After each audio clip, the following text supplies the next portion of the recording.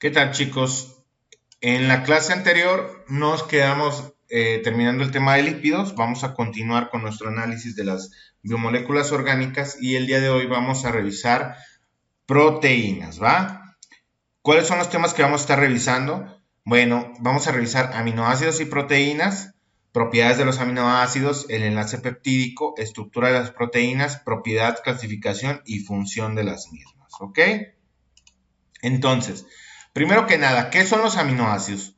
Los aminoácidos van a ser compuestos orgánicos de baja masa molecular que cuando se unen nos van a formar las proteínas.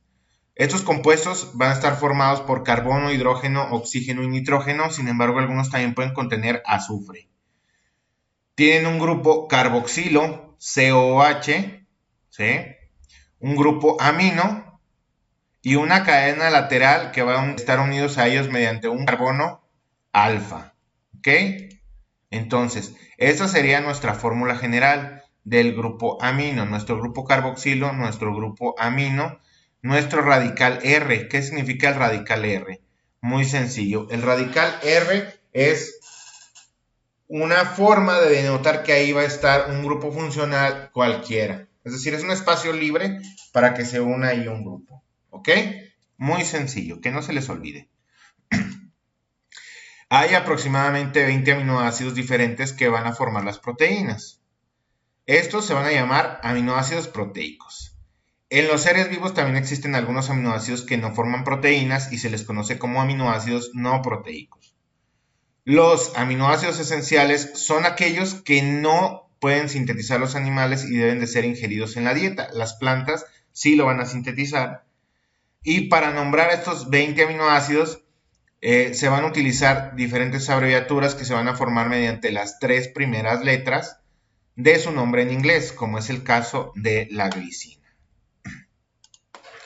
Estos aminoácidos los vamos a clasificar en diferentes grupos dependiendo de su característica. En el grupo 1 tenemos a los aminoácidos apolares. Es decir, estos son aminoácidos cuyo resto R, cuyo grupo funcional por ahí, no es polar. Esto es que no posee cargas eléctricas en el grupo R al tener cadenas largas hidrocarbonatadas. Estos aminoácidos, si están en una gran abundancia en la proteína, la van a volver insoluble. ¿Ok? Los aminoácidos del grupo 1 pues son la alanina, leucina, valina, fenilalanina, metionina, isoleucina, prolina y el triptófano. En el grupo 2 vamos a encontrar aminoácidos polares no ionizables. Estos poseen restos con cortas cadenas hidrocarbonatadas en las que su grupo funcional es polar. Es un alcohol, un tiol o una amida. Y esto es contrariamente al grupo anterior. Si una proteína los tiene en gran abundancia, se van a volver solubles. ¿Ok? Los aminoácidos de este grupo son la glicina, serina, trionina, cisteína, tirosina, asparagina y glutamina. El grupo 3 y 4 son los siguientes. El grupo 3 son los aminoácidos polares ácidos. Estos pertenecen a este grupo aquellos aminoácidos que van a tener más de un grupo carboxilo. ¿Sí? Más de un grupo carboxilo. En las proteínas, si el pH es básico o neutro, estos grupos se van a encontrar cargados negativamente. Y los del grupo 4 son los aminoácidos polares básicos, es decir, el opuesto de los ácidos. Son aquellos aminoácidos que tienen otro u otros grupos amino, es decir, pueden tener más de un grupo amino. En las proteínas, estos grupos amino, si el pH es ácido o neutro, van a estar cargados positivamente, ¿sí? Van a estar al revés que estos de acá. Y vemos en el grupo 3 los aminoácidos ácidos polares o polares ácidos van a tener más de un grupo carboxilo. Habíamos dicho que el grupo carboxilo era el COOH, ¿verdad? Entonces aquí podemos ver que este tiene 2, este también tiene 2. Son el ácido aspartico y el ácido glutámico. Y en el grupo 4 van a tener más de un grupo amino. Habíamos dicho que el amino era el NH2. ¿va? Entonces, si vemos, aquí tiene también varios grupos amino. Hasta aquí espero que no haya ninguna duda. Vamos a continuar con las propiedades de los aminoácidos. Los aminoácidos van a tener un carácter anfótero. ¿Qué quiere decir un carácter anfótero? Bueno, que se pueden comportar como ácidos o como bases. Es decir, si se comportan como ácidos, van a donar protones y si se comportan como base, van a aceptar protones. ¿Esto de qué va a depender? Pues depende del pH de la disolución en donde se encuentran.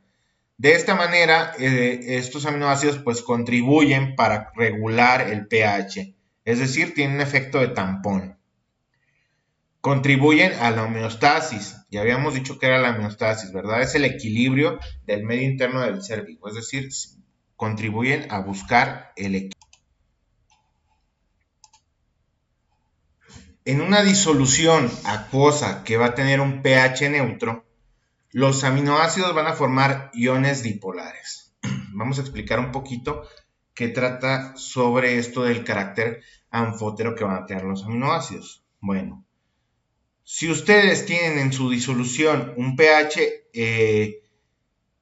neutro y ustedes agregan aminoácidos, pues este aminoácido se va a comportar de una manera dipolar. ¿Por qué? Porque va a formar iones dipolares. Es decir, va a tratar de regular el medio en el que se encuentre. Cuando hay un pH neutro no hay problema. Cuando hay un pH que modifique la acción de los aminoácidos, pues el pH va a cambiar. Es decir, ¿sí? Si ustedes ponen sus aminoácidos en un pH neutro, bueno, este va a estar haciendo, este carácter anfótero va a estar tomando y liberando protones del medio, ¿va? Vamos a explicarlo con la siguiente imagen. Ustedes tienen una disolución neutra, ¿ok? Aquí no hay tanto problema. Cuando ustedes ponen una disolución ácida o una disolución básica y agregan aquí sus proteínas, estos van a tratar de regular el medio, funcionando como un tampón. Es decir, si usted lo pone en una disolución básica, lo que va a hacer es liberar protones para poder neutralizar esta disolución, es decir, para que el pH se regule. Si ustedes lo ponen en una disolución ácida, lo que va a hacer es tomar protones del medio para poder llegar a este equilibrio en el pH, ¿va? Es decir, ya sea que aumente o disminuye el pH, el chiste es que debe de regularlo. Esta es la función anfótera de los aminoácidos, ¿ok? Hasta aquí espero que todo claro. Vamos a continuar con el enlace peptídico. Este enlace peptídico pues es el enlace que va a existir entre aminoácidos, es decir, aminoácido con aminoácido. ¿Recuerdan cuando vimos carbohidratos? Que estos se unían carbohidrato con carbohidrato y era un enlace glucosídico. Bueno, en este caso es un enlace peptídico, porque lo que se van a unir son péptidos, ¿va? Da lugar a cadenas llamadas péptidos. Es un enlace covalente, ya habíamos visto esto. ¿Entre qué se va a dar? Entre el grupo carboxilo de un aminoácido y el grupo amino del siguiente aminoácido, ¿va? Y cuando se hace esta unión, se libera una molécula de agua. Vamos viendo. Tenemos aquí nuestro aminoácido 1 y el aminoácido 2. ¿Qué es lo que va a pasar? Que el grupo carboxilo de un aminoácido se va a unir al grupo amino del siguiente aminoácido por medio de esta unión. Entonces, cuando se unen estos, 1H con un H, pues se forma un H2O. Se libera el agua y ya queda la unión de nuestro dipéptido, ¿va? Ya se unieron nuestros dos aminoácidos. Hasta aquí, espero que todo vaya claro. En el enlace peptídico, los átomos del grupo carboxilo y del grupo amino se van a situar en el mismo plano, ¿va? Esto obviamente va a poner ciertas restricciones a la forma de la cadena peptídica o de la cadena polipeptídica. Aquí tenemos un ejemplo, ¿verdad? Tenemos nuestro aminoácido 1 unido a nuestro aminoácido 2, se libera la molécula de agua y ya nos queda esta pequeña conformación, ¿sí? Si lo vemos desde este plano, un poquito más ilustrado, podemos ver todas las moléculas, es decir, aquí tenemos nuestro NH3, ¿sí? Nuestro grupo amino. Aquí tenemos nuestro carbono alfa con su R, que sería este de acá, ¿sí? Y aquí tenemos la unión de este enlace peptídico. Y acá tenemos nuestro grupo carboxilo. Se llaman grupo N-terminal y C-terminal porque es el grupo amino terminal con el carboxilo terminal, es decir, con el último grupo de un lado y el último grupo del otro, donde terminan, ¿verdad? Si se ve de aquí hacia acá, pues aquí termina. Si se ve de aquí hacia acá, acá termina. ¿Ok? No es complicado. Los polipéptidos, pues son las moléculas que van a estar formadas por los aminoácidos. Eso ya lo sabemos.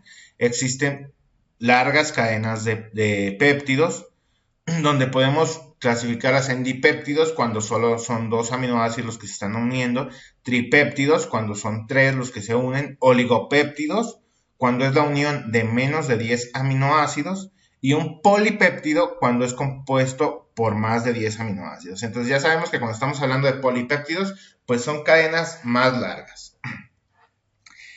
La insulina y el glucagón son hormonas, ya sabemos que están producidas en el páncreas, que van a controlar el nivel de la glucosa en la sangre. La insulina es proteína y el glucagón es un péptido, ¿va?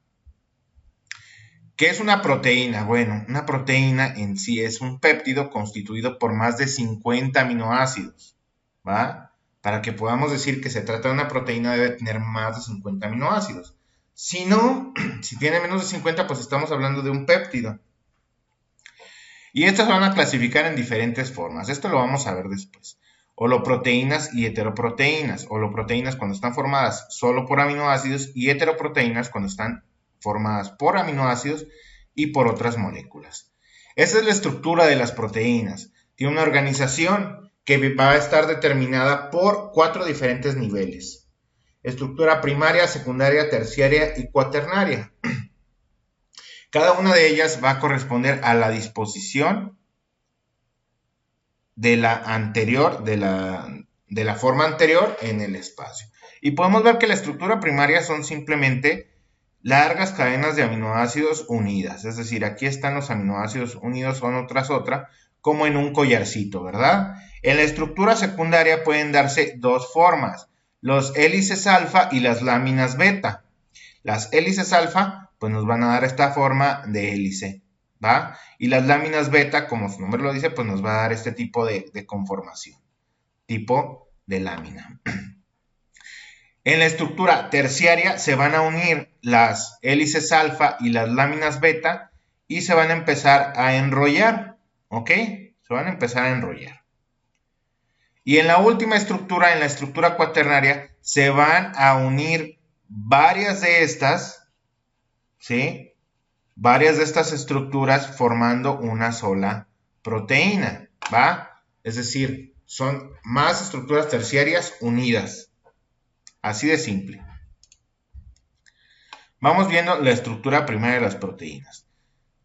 Esta solamente es una secuencia de aminoácidos, ¿va?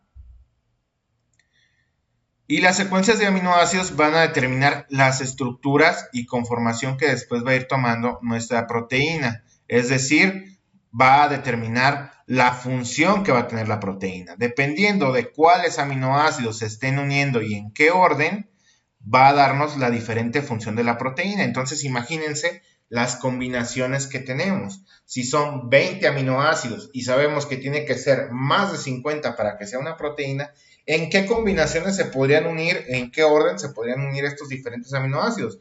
Porque se pueden repetir, obviamente, ¿verdad? No necesariamente tiene que ser un aminoácido diferente del siguiente, sino que pueden estar repetidos. Entonces las combinaciones son muchísimas, ¿verdad? Esto nos puede dar una gran variación en las diferentes proteínas que pueden tener diferentes funciones. A ver, vamos viendo la estructura primaria de la insulina. En el negro vamos a poder ver los enlaces disulfuro, es decir, cómo se van uniendo estas cadenas hacia otras cadenas. La insulina es una hormona pancreática que va a regular la homeostasis de la glucosa. Está formada por dos cadenas peptídicas de 21 y 30 aminoácidos. Y este es el orden en el que está unido, ¿va? Entonces, el azul es una cadena y el rojo es otra cadena. Y vemos que estas dos cadenas se unen, así nos van a dar una conformación de más de 50 aminoácidos, ¿va? En la estructura primaria de las proteínas, bueno, todas las proteínas tienen que tener esta estructura, es decir, todas estas combinaciones, todo esto. ¿Ven aquí? Lisina, lisina, en la tercera fila. Lisina y lisina están juntos, es decir, que no necesariamente tienen que ser aminoácidos diferentes los que se están uniendo, sino que se pueden unir el mismo aminoácido enseguida. Esto nos va a indicar los aminoácidos que la conforman y el orden en el que están colocados. Van a estar dispuestas en zigzag. Ya vimos que es por la conformación que van a tomar, el plano que van a ir tomando, ¿verdad? Entonces esto le va a dar esta forma de zigzag. El número de polipéptidos diferentes que pueden formarse va a ser 20 a la n. N va a ser el número de aminoácidos en la cadena. Para una cadena de 100 aminoácidos, de 100, el número de las diferentes cadenas posibles sería este. ¿Va? Entonces imagínense las combinaciones que hay para cada una de las proteínas y para las diferentes proteínas que se pueden formar. ¿Ok? Porque estamos hablando que son miles, cientos de miles de proteínas las que se pueden formar. Esas cientos de miles tienen todas estas posibles combinaciones si fueran de 100 aminoácidos. En la estructura secundaria, bueno, la estructura secundaria es la disposición de la cadena de aminoácidos, es decir, de la estructura primaria que va a tener en el espacio. Cuando se van uniendo aminoácidos a la cadena, esta adopta una disposición espacial que se vuelve estable. Este tipo de estructura se va a mantener con los enlaces hidrógeno y va a depender de los aminoácidos que la van a constituir. ¿Va? Tenemos tres tipos, la hélice alfa y las láminas beta, que son las que les había explicado. Hay un tercer tipo, que son las hélices de colágeno. Sin embargo, estas las dejamos como una excepción a la regla. Y ahorita les voy a explicar por qué, ¿sí? Y una conformación diferente. Entonces, ustedes siempre van a ver hélices alfa y láminas beta, que son estas. ¿Ok? Y aquí podemos ver cómo está la conformación de estas mismas. Las hélices alfa se van a formar al enrollarse la estructura primaria helicoidalmente, es decir, va a estar enrollada sobre sí misma. Esto se va a deber a la formación de los puentes de hidrógeno entre el CO de un aminoácido y el hidrógeno del grupo NH del cuarto aminoácido siguiente, es decir, va a estar formado así, ¿verdad? Aquí podemos ver todos estos enlaces. Todos los oxígenos de los grupos CO van a quedar orientados en el mismo sentido. Todos los hidrógenos del grupo NH en el sentido contrario. Y los radicales R van a quedar orientados hacia el exterior de la hélice. ¿Sí? Todos van a quedar orientados hacia el exterior. Ninguno va a quedar orientado hacia el interior. Las hélices de colágeno. ¿Por qué les dije que era una excepción a la regla?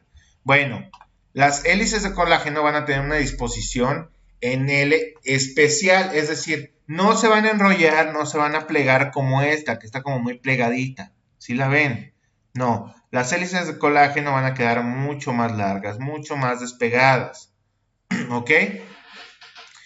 Sus radicales de estas van a dificultar la formación de los puentes de hidrógeno. Por eso es que no van a formar una hélice. La estabilidad de la hélice de colágeno se va a deber a la asociación de tres hélices que van a formar una superhélice, es decir, estas tres hélices son las que le van a dar estabilidad. Se parece a la molécula de DNA, ¿verdad? Cuando la vemos. Sin embargo, aquí tiene tres. Las tres hélices se van a unir por medio de enlaces covalentes y por enlaces débiles de tipo enlace de hidrógeno. Y en la conformación beta, las cadenas polipeptídicas se van a disponer plegadas en zigzag. Los carbonos van a quedar situadas en las aristas o vértices de los ángulos de plegamiento. Esa es la conformación beta, ¿sí? Entonces aquí podemos ver cómo se dan los puentes de hidrógeno, cómo todos se van dando, ¿sí? En esta forma. No es como en esta, ¿verdad? Que quedaban en diferente disposición, sino que aquí todas van a quedar conformadas en la misma orientación. Esto le va a dar también esta zigzagueo que va a tomar, ¿ok? La estabilidad de esta disposición se va a mantener gracias a la asociación de diferentes moléculas o segmentos de la misma cadena polipeptídica con disposición beta. Lo de disposición alfa y disposición beta ya lo habíamos visto, ¿ok? Regresen a los otros videos si tienen dudas. Entre estas moléculas o segmentos se van a establecer puentes de hidrógeno y se va a formar así una lámina, ¿va? Entonces podemos ver aquí cómo va siendo la disposición de nuestras cadenas, ¿sí? También vemos que los grupos R van orientados en distinta manera, hacia un lado, hacia otro, hacia un lado, hacia otro, hacia un lado, hacia otro. Más o menos, aquí lo pueden ver de otra manera, una manera tridimensional. Se van a orientar hacia los lados de la cadena de forma alterna, ¿sí? Es por esto también que tiene esta parte de zigzagueo. Ahora vamos viendo la estructura terciaria. Esta es la disposición en el espacio de la estructura secundaria, es decir, cómo se va a acomodar. Se va a plegar sobre sí misma y va a formar una forma globular. Estos son solubles en agua. Los de forma globular son solubles en agua. En las proteínas, algunas con estructura terciaria que podemos encontrar, pues son tramos rectos, es decir, van a presentar estructura secundaria, ya sea alfa o hélice. Y también tenemos, ¿sí?, tramos rectos, y tenemos también zonas de giro. Estos no tienen estructura secundaria. La mayoría de las proteínas va a adquirir su actividad biológica. Las conformaciones globulares se van a mantener estables debido a los enlaces radicales de los aminoácidos. Y estos pueden ser puentes de hidrógeno, atracciones electrostáticas, atracciones hidrofóbicas, puentes de sulfuro, fuerzas de Van der Waals, que todo esto ya lo vimos. ¿Ok? Nada más para que se den una idea de cómo se van haciendo.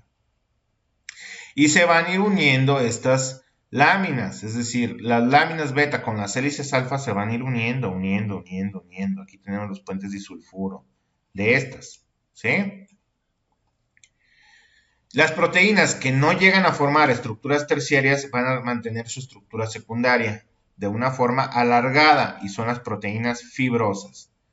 Estas son insolubles en agua y van a ejercer funciones esqueléticas, entre las que podemos encontrar el colágeno, la queratina, la miosina y la elastina, que son las que les dije que son como la excepción a la regla, ¿verdad?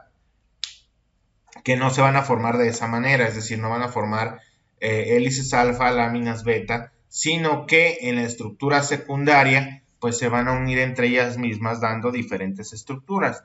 El colágeno, pues ¿para qué sirve? Para los huesos y el cartílago, la queratina para el pelo, las plumas de algunos animales, las uñas, los cuernos también de algunos animales, para la lana. La miosina es la responsable de la contracción muscular y la elastina le va a dar elasticidad a la piel, al cartílago y a los vasos sanguíneos. Hasta aquí. Espero que vayamos todo claro. Vamos a ver la estructura cuaternaria. Bueno, esta ya la van a presentar las proteínas constituidas por dos o más cadenas polipeptídicas, ¿sí? Como habíamos visto en el caso de la insulina. Que esas cadenas polipeptídicas ya van a tener estructura terciaria, ya sea que sean idénticas o sean diferentes, ¿va? Y aquí tenemos nuestra proteína ya formada en una estructura cuaternaria. ¿Ok? El número de cadenas puede variar.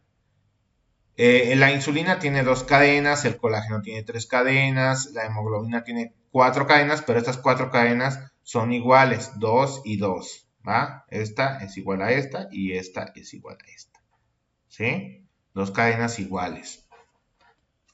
Y así podemos irnos. Los anticuerpos también son proteínas, ¿va?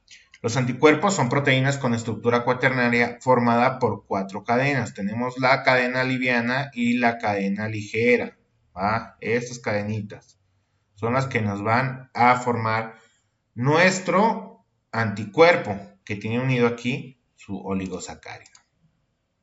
Hasta aquí ya vimos estructura de las proteínas. Espero que les esté quedando todo clarísimo. ¿Va? De todas maneras, cualquier duda, pues ahí me la van anotando. Vayan tomando bien sus apuntes. Vamos a ver también propiedades de las proteínas.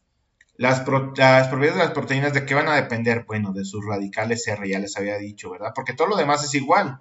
Entonces, ¿qué le va a dar su diferente propiedad? Sus radicales R y la capacidad que van a tener a reaccionar con otras moléculas.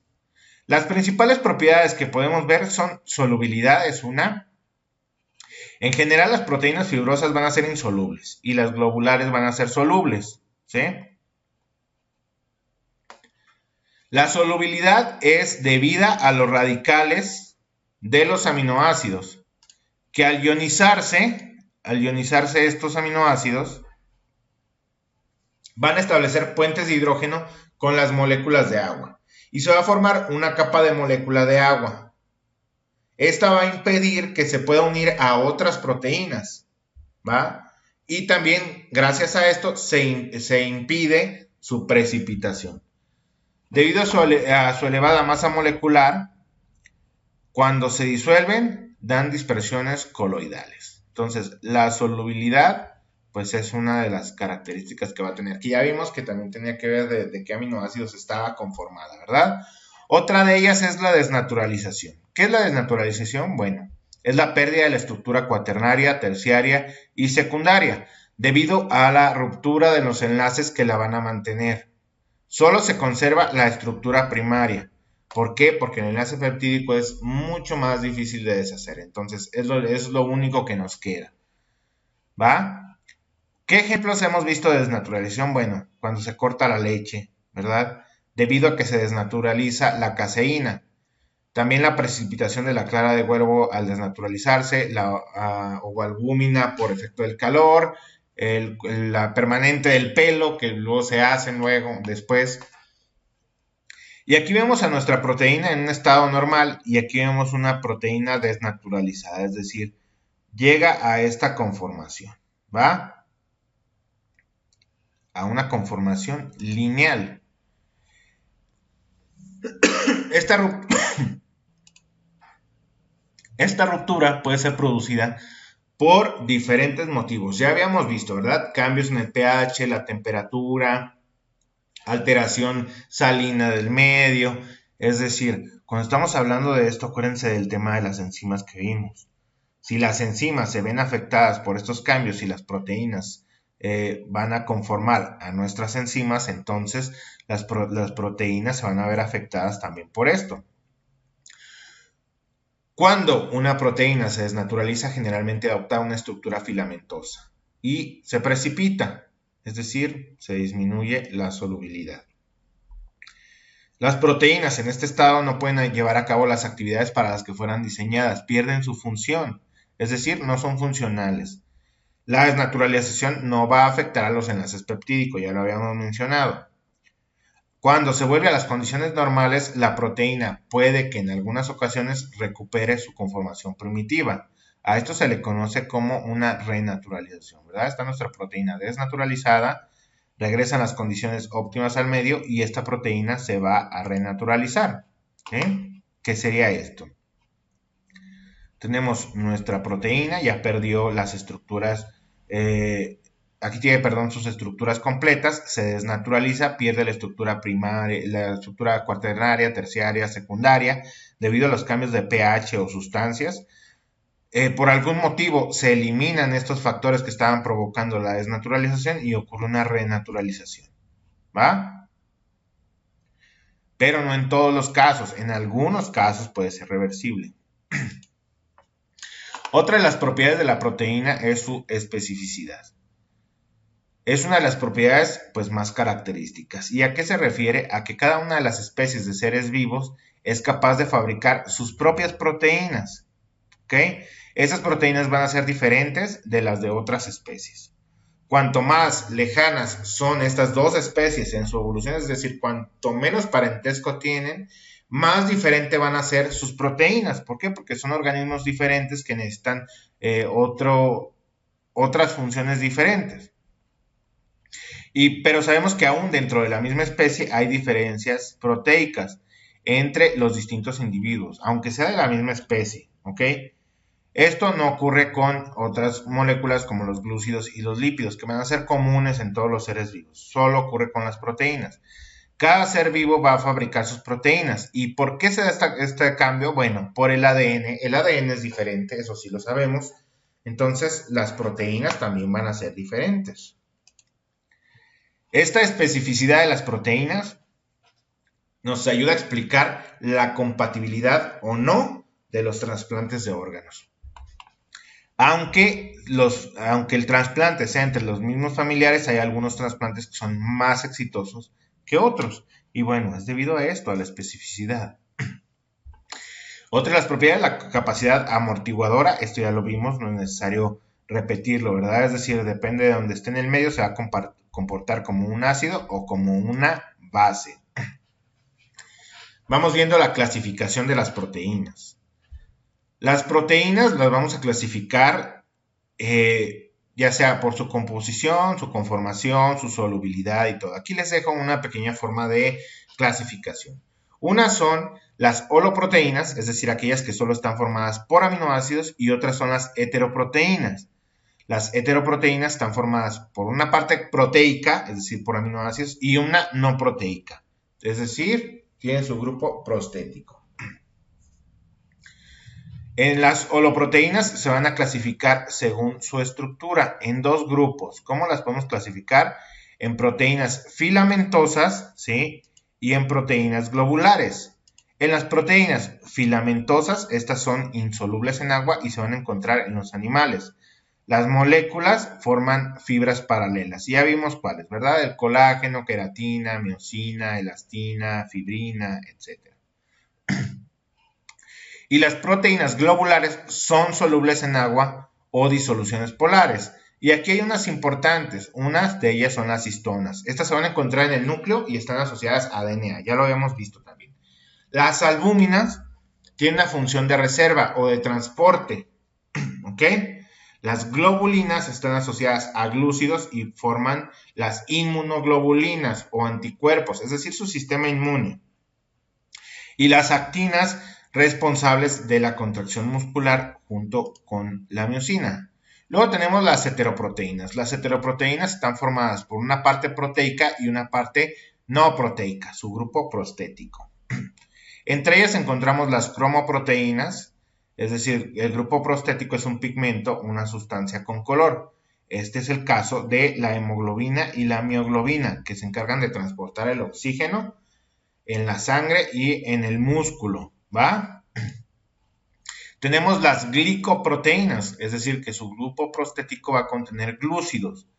Y aquí encontramos a las inmunoglobulinas o los anticuerpos, las glucoproteínas de la membrana celular y algunas hormonas que van a controlar los órganos sexuales. También tienen ahí sus glicoproteínas.